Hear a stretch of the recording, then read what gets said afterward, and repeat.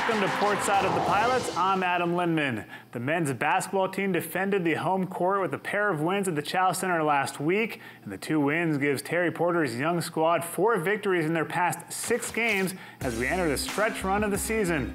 First on Thursday, it was a thrilling win over Pepperdine in overtime. The Pilots outscored the Waves 14-5 during the extra period en route to the win. Freshman forward Tahiro Diabate led the Pilots with 19 points and 7 rebounds, while DeMarcus Tyson and Josh McSwiggan added 16 each. On Saturday, the Pilots capped a season sweep of LMU with a 68-66 win. Tyson was on fire against the Lions, knocking down 6 3-pointers and scoring 22 points. The 2 wins should give the Pilots a little momentum as they now head on the road.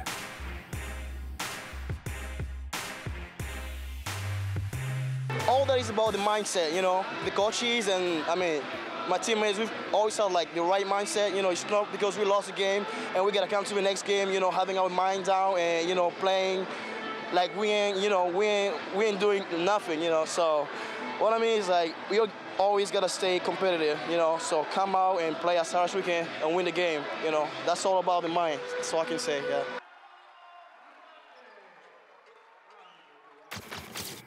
Diabate also claims the Nike Play of the Week, which came against LMU on Saturday in the first half. 7'3" Matthias Markussen went up for the slam, but Diabate was there for the one-man block party.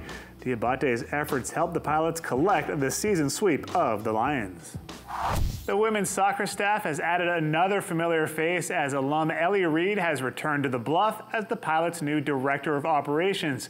First-year head coach Michelle French brought Reed back after the defender recently retired from playing. Reed began her professional career with the Boston Breakers in the old WPS in 2011. She then spent 5 years with the Seattle Reign of the NWSL. Reed starred for the Pilots from 2007 until 2010, and she earned all-conference honors all 4 years. She was also all-region, was named a freshman All-American, and nabbed academic All-American accolades while on the Bluff.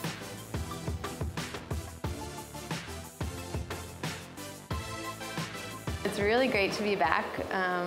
Some things have changed on campus and staff and everything. It'll be different for me to be on the other side of the game, which is fun and exciting, and it's what I wanted from retiring from professional soccer. So I'm excited to still be involved with soccer and add a program that's special to me. And with 7 years of professional experience, I think that I can bring a lot with regards to doing what I can to make the team successful, because at the end of the day, that's the most important thing. So just making, scheduling and making sure things run smoothly and making life easy for the coaches and the players. Another Pilot alum is on the move as Allison Wetherington recently signed with the Houston Dash of the NWSL. Wetherington's senior season was 2016, and she spent some time playing professionally last year in Finland. We'll have much more on Wetherington's journey later in the show. In other Pilots in the Pros news, defender Amanda Frisbee is the newest member of Sky Blue FC.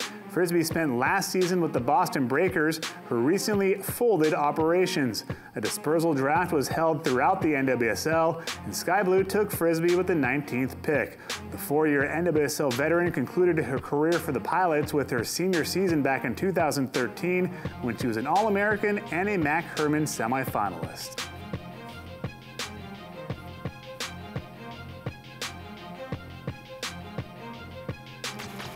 It was a successful weekend at the LP Tennis Center for the Pilots as the men's and women's tennis teams both defeated the Portland State Vikings.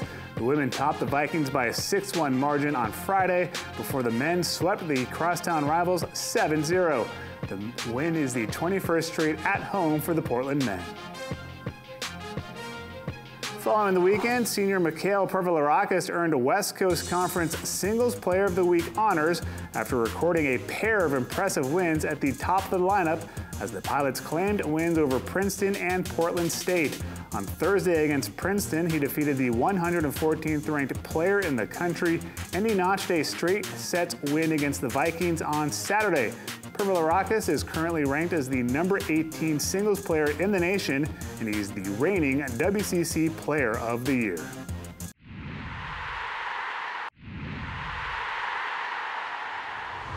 Welcome back. We're joined now by Vice President for Athletics, Scott Latham. Scott, thanks for joining us. Thanks for coming to the abode, Adam. Lots to talk about as it is a busy time of year in the Bluff. Let's talk about basketball. First with the men. Picked up some momentum lately, winning 4 of their last 6. Talk about this team as they enter the stretch run. Well, we made a conscious decision as a program with Coach Porter to go young. There's 2 options in this business now. You go young and you build with freshmen, or you build with JC transfers and grad transfers. And we built young. We had a schedule that I have to apologize for to Terry every once in a while. We have the 2nd best strength of schedule in the country. To the point we won 2 games last weekend and our RPI actually went down. So I think we had a young team that played a gauntlet of a schedule with North Carolina. You got Trae Young in Oklahoma. You get Gonzaga twice early in league. But I'm pleased with the progress. You've got a dynamic backcourt with Shaver and Walker. Diabate's done a really nice job on the post. And we've had senior leadership. I don't think those guys have gotten enough credit with all that we talk about the freshmen. Phil Hartwich has been a great leader in the locker room and has given everything he's had this year. And DeMarcus Tyson. It's been neat to see DeMarcus have a big year off the bench, is starting to see more minutes and really shooting the ball well. And he's actually on the verge of becoming a 1,000-point scorer, so great career on the Bluff for Demo. And you mentioned the men's team as being young. The women's team is also a pretty young squad. They've showed some promise this season. They beat St. Mary's a couple weeks ago for the first win over the Gales since 2010. Talk about some things you like about that team. Well, I like the young talent, as you mentioned. I think with Josie Matz and Maddie Mulheim, and you've got some nice local Pacific Northwest young talent. I think that you're going to see develop over the next couple of years. They've been in games. I mean, we've had a lot of chances in fourth quarters, and with a young team, I think that those wins will come. But I think the youth, especially with the freshman class, leaves some hope for the future. Let's switch gears to some coaching changes on the Bluff, specifically women's soccer and volleyball. Start with women's soccer. Michelle French taking over that program. A lot of excitement about that hire and the program itself. Talk about the process to bring her back and also the importance of having alums on the staff. Well, a couple things. One, Adam, I jinxed ourselves this summer and said we didn't have any coaching changes last year, and then you have 2 in 3 or 4 weeks. I think with women's soccer, it's been nice to have 3 alums on the staff. I mean, with Michelle, it's somebody that there's not much of a time for her to feel us out. She knows what UP is about. She knows the players, the mission of the university, so that fits very well. And she's fit with the student athletes in the locker room immediately.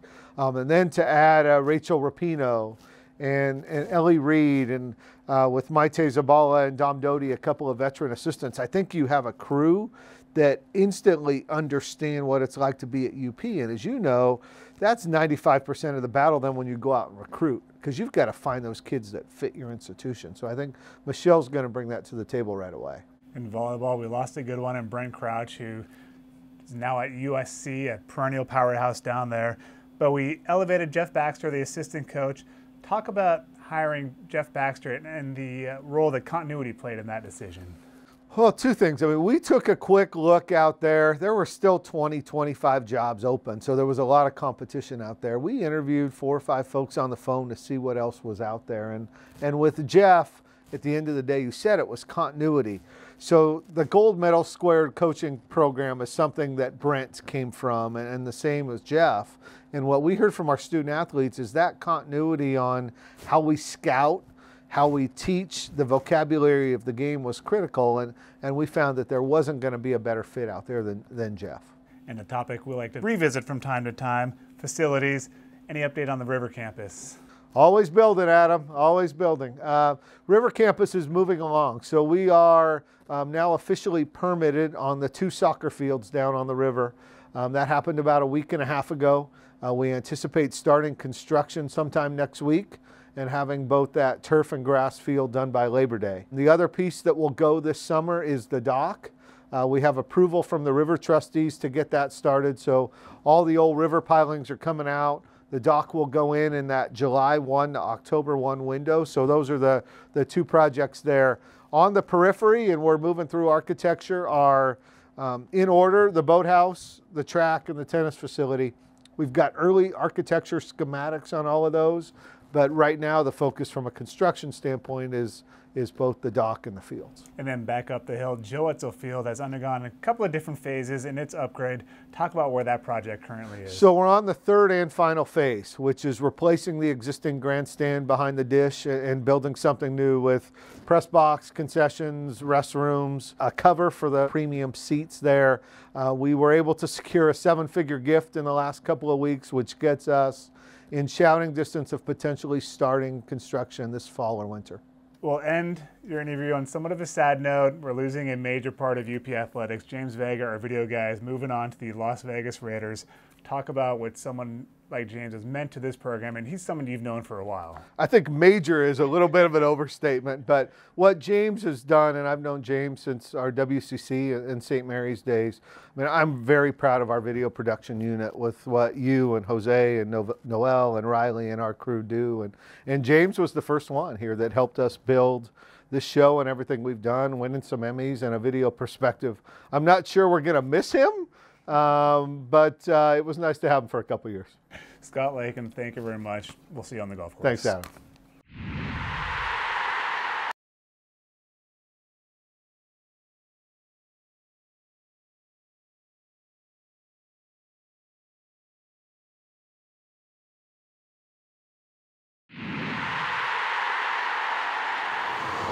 Allison Wetherington had a stellar career on the pitch for the Pilots, and now she's getting a chance to shine on a bigger stage. After a brief stop playing professionally in Finland, Wetherington recently signed with the Houston Dash of the NWSL. Wetherington has stayed busy the past few months, preparing for this moment with the help of some fellow pilots.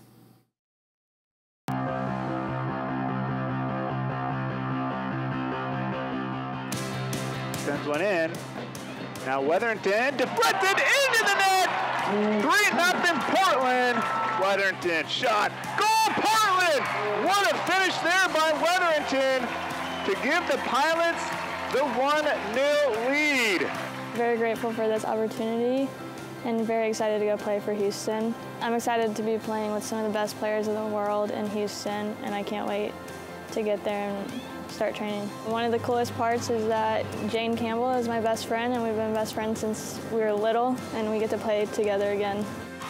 Shot Wetherington, goal Portland! Well, originally UP was super far away from Georgia, and I didn't want to come out here because of that, but I decided to give it a visit. And I watched the team play the first day I was here in a scrimmage, and I just loved the style that they had. So I went into G's office and decided that this was the place for me. That was a beautiful ball from Allison Wetherington, curling ball, far post, plenty of runners for the Pilots. When I first arrived to UP, I was still in with the U20 national team. My goal has always been to go pro, so that's what I was focusing on most. I just got to learn from the players around me, especially with people like Amanda Frisbee, Michelle Cruz. Those players really helped me grow with the game. I had her with my first cycle with the under-20 national team. She spent a lot of time in our camps, so I really got to know her during that time. Extremely technical, really good spatial awareness, player that's always checking her shoulder, opening her body up the right way to receive a pass, really good at combination play, likes to bust out some tricky moves every once in a while, and she also has a really good free kick, so a lot of good things that she can bring to the table. I think my best on-field attribute would be my technical ability and just being able to distribute the ball well and to find the final pass and just the vision that I have. All growing up, I just worked on free kicks and just told myself like this was going to be the one thing that I was going to be really good at and just tried to master them after every training. And Wetherington goes low, sneaks it in, goal Portland! Wetherington sent in that low bouncing ball and snuck it just inside that left post. When I first met Frenchie, it was when I was in high school with the U18s. She had a lot of energy every time we stepped on the field. We knew she expected 110% from us, and she's probably one of the best coaches I've ever played for. She just pushed me to be my best every day. Someone like Allison, who's probably more of a technical finesse player, who reminds me honestly a lot of my sister. For Megan, the most important aspect of her training is maintaining strength. And so I kind of used that going into writing Allison's program. This is the strongest she's ever been, so it's exciting to see what that's going to look like on the field in her first season. Having Rachel Rapino train me for the pros has been an awesome experience. She definitely knows her stuff, and I couldn't be more ready for it. On the field, we had some pretty great moments here throughout my career. The Santa Clara game set us up for the WCC title against San Francisco. We played San Francisco and beat them 1-0, and I remember Ellen Parker scoring, and we became the WCC co-champs. Parker into the top of the net. Look at that. Pilots take the 1-0 lead. She has the mentality to continue to get better. When you step into a professional environment, it can be a little bit intimidating, but I know that she has the mentality to go in there and put her stamp on the game and hopefully make Houston even a better team. That is in. Portland takes a 2-1 lead on the corner from Allison Wetherington. I definitely feel like I grew as a person and not just an athlete. I made some lifelong friends here as well. That really helped me grow. I had some great teammates and some great coaches, and I'll never forget my time here. Playing pro has definitely been one of my dreams all throughout my life, and I'm excited for this next chapter.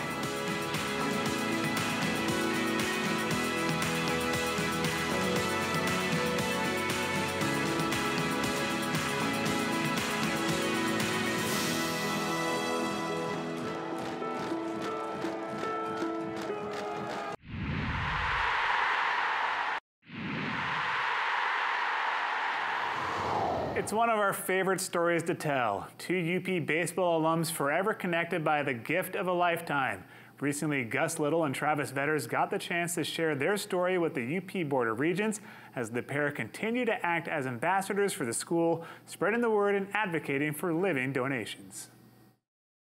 The story is remarkable, to say the least. Gus and Travis, I think, represent the very best of the UP experience. They were great representatives of the athletic department and the broader community when they were with us as undergraduates, and they have continued engaged and involved as ambassadors of the university in the years since they graduated. What was that moment like when you found out you were the match and were going to be the donor? Being able to be that guy or be able to do that and help Gus out, whatever it was, what an incredible experience. And I'm so fortunate that I was in the right health to do it, that I had the support of my family and the University of Portland community, which is huge. Eliminating fear in my life and understanding that if you want something, you go and you commit 100%. I know what 100% commitment is and the great things that come out of it. And I believe I'm more connected to the university than I've ever been. Love being an ambassador for this place. Travis is the type of guy that when he looks you in the eyes, you feel like anything is possible. Anything. And when he called me, I mean, we weren't face to face when he told me that he wanted to be the guy, but he told me, and I could feel it through the phone that like, this is going to be possible. This is a small bump in the road. We're going to get through this, and I'm going to get through this. I'm going to get through this with Travis because he had my back. UP has given me so much. It gave me an opportunity for a great education. It allowed me to play 4 years and continue my athletic dream of playing professional baseball, giving me that opportunity. It's getting me connected with you all here, and it's definitely changed my life, meeting my teammates and being able to help Gus out. And it's been outstanding, and I'm looking forward to continuing it throughout the rest of my life. Knowing that Travis was so generous to give me a second chance at life, my biggest concern was like, I don't want this to set you back.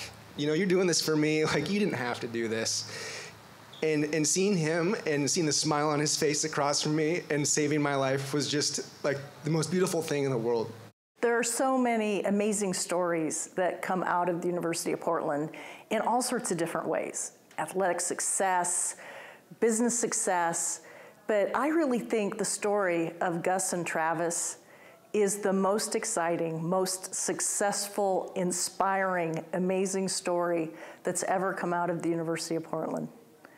These two young men are the epitome of what it's like to be brothers, fellow students, to be caring and supportive, and what really can happen out of the relationships that are built on the bluff.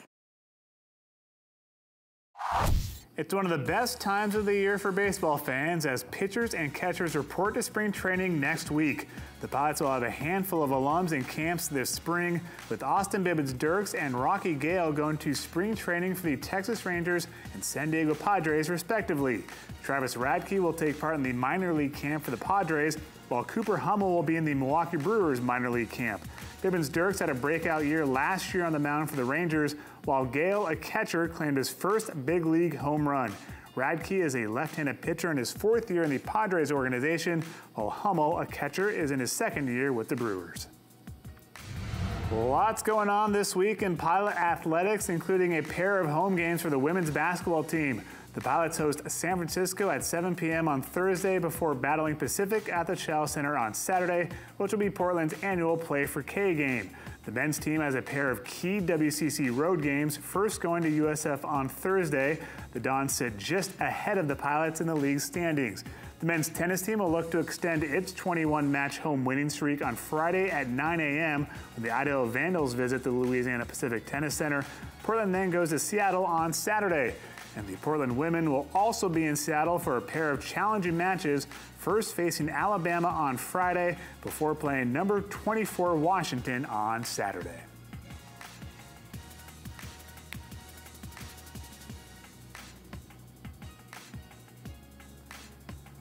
The Bi-Mart Fan Photo Contest continues, and when you're cheering on the Pilots this week, simply pull out your cell phone and take a picture of yourself or your friends. Then post that photo to Instagram, Twitter, or Facebook using the hashtag PilotGameDay. A new winner is chosen every week right here on Portside, and the winner receives a prize courtesy of Bi-Mart. The weekly winners are also entered into a drawing for a grand prize at the end of the basketball season, which are tickets to see a basketball game between the Miami Heat and UP alum Eric Spoelstra and the Portland Trailblazers at the Moda Center on March 12th. This week's winner is Jess Bernards. Congratulations, Jess, and good luck in the grand prize drawing.